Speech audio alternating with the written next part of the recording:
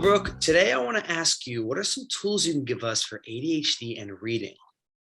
Sure. So ADHD and reading, there are very often some co-occurring conditions that with individuals with ADHD and reading.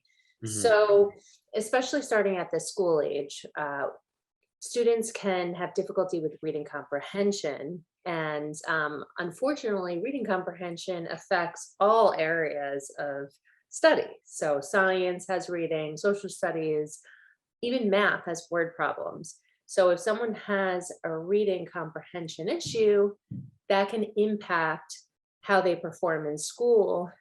And it doesn't mean that they don't necessarily know the information, but they are not performing on assessments or not comprehending the reading that is being done, but it has nothing to do with their intelligence.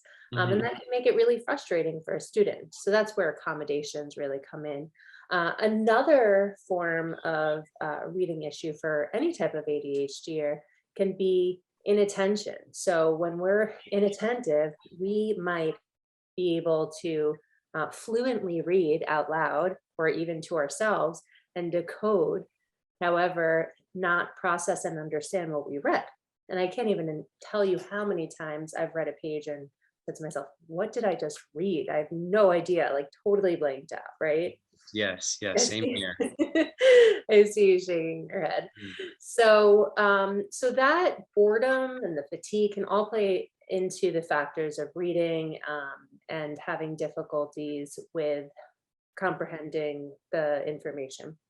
So, on top of that, children with ADHD, about 30 to 50% of individuals with ADHD have a learning disability, and the most common one is dyslexia. Mhm. So, if you have dyslexia, then you could have the letter reversals, also dysgraphia in math with numbers, and that can complicate your reading fluency and decoding, then which will impact the reading comprehension as well.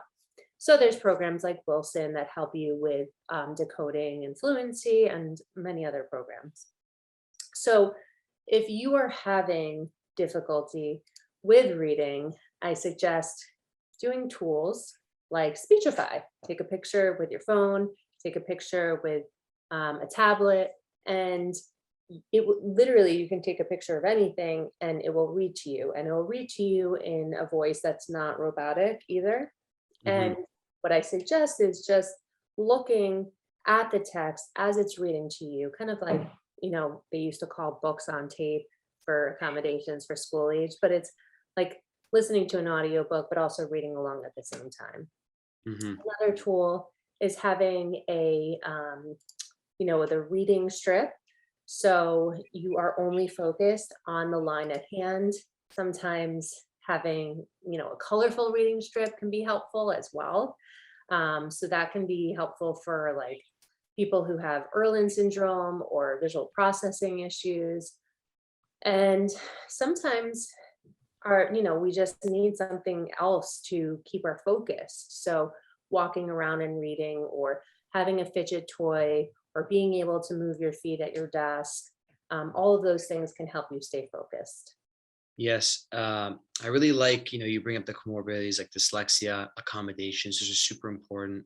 I'm a college student, and I know for sure I've taken tests and I have to reread the question multiple times. And accommodations, colleges and schools, 100% they have those. You need some more time for exams. And, it also applies to studying for exams. Um, I always like to run it back to find a place where there's no distractions. Find a place where you feel peaceful. Maybe there's nature, it's outside, and it makes you, no distractions whatsoever. Especially with us with ADHD, we get distracted, and plus the attention don't mix well. Um, and you want to set goals, small increments. So try your best maybe to say, okay, I'll read for half an hour, take some notes, and then 5 minute break. Same Mm. thing, like um, Yeah, you can have that visual fatigue while you're reading. So the longer, more mundane and complex tasks for reading can be challenging. And with that being said, I say sometimes graphic novels or things of interest are a lot easier for people to really grasp. Yes, yes, exactly. And so when I read, say, I'm talking more on studying, for example, things that obviously we can buy a book that we're interested in, but studying sometimes we're kind of like Mm, we don't want to be in this situation right now, but we have to. I think it's super important to take notes. Reading is great, but taking notes and taking notes in a way, not just copying what's written on the paper, because you have the words in the paper and information on paper, you might comprehend it through your brain, but it's great to reword it, restructure it. That'll stick a lot more in your brain. It'll go from the pen to your eye to your brain, back down to the paper, and then your brain will comprehend it in a different way, a whole different understanding, mold it differently. I think that's super important. Um, Circling stuff, underlining stuff, all that stuff. Stay as engaged as possible when you want to approach reading. I think that's super important. don't get highlighter happy. I've I've been there. I've had students before where the whole page is pink. I'm like, okay, so what's important here? Exactly. Yeah, right. But it's better than not highlighting. I think it's super important to create, a system. What's supposed to be underlined, what's supposed to be circled, what's supposed to be highlighted, and go from there. Another approach is reading for fun. I think audiobooks are really, really useful. On a walk, on the go, you're in your car, you're cleaning your room. An audiobook is super helpful. You can just play it and hear it rather than sit down and listen to it. You can kind of multitask in a way. And audiobooks are cheaper than actual regular books, which you can save some money. And they are a lot more accessible. You can open them on your phone, you can open them on your laptop. So I think audiobooks are really cool. Another way to stay engaged, studying, and for fun is like a book club or a friend group. Um, Join a book club. Accountability. Exactly, accountability right there. Discuss what you've read. Discuss your thoughts and ideas on what you've read. Meeting on weekends, discussing it, or just shooting a text in the group chat, talking about what you think about this, what you think about that. Building that community makes it something to look forward to a lot more. Another app that I like to recommend to my clients is Blinkist. So Blinkist is kind of like the cliff notes of a book. So if you don't know if you're going to be interested in a book, not necessarily for a student, but just any book, you can get the cliff notes, you can get the golden nuggets, and if you think that makes sense to read on, then you buy the book or the audiobook and Mhm. read. Yes, I know some books on Google have that option where you get like a 40-page preview. And I've done that a lot. I've sometimes even read the whole entire preview before even buying the book. Oh, And I'm like, that's okay. Yeah, I just the preview, I'm like, okay, I gotta stop procrastinating and actually buy the whole thing. And yeah, digital copies of books are great too. Anything that makes it as easy and accessible as possible is super important.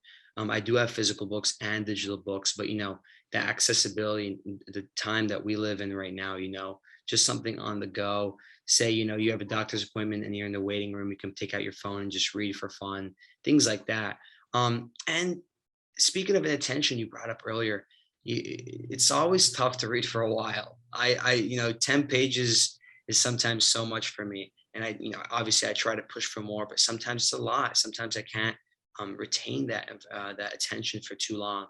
So some people like magazines, articles. You don't necessarily have to read a full book. A magazine, an article, something small. Set the bar low.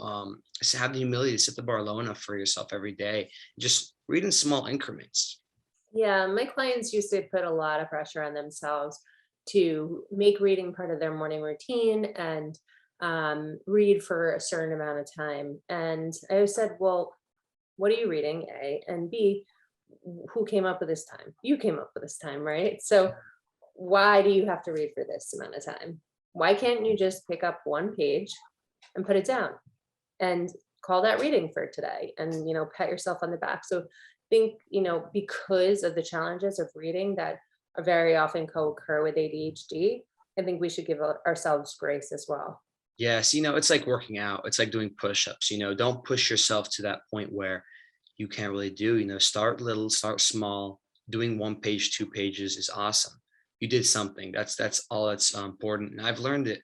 I've learned the hard way. Sometimes I'm like, oh, I want to read 15 or 20 pages today. It's a super slammed, busy day, or I just couldn't retain the attention. I just wasn't in that mindset, and I couldn't do it. And I'm beating myself up for it all day long. set the bar low enough for yourself. It's super helpful. And gradually it'll just become, a matter of habit. You want to do more and more and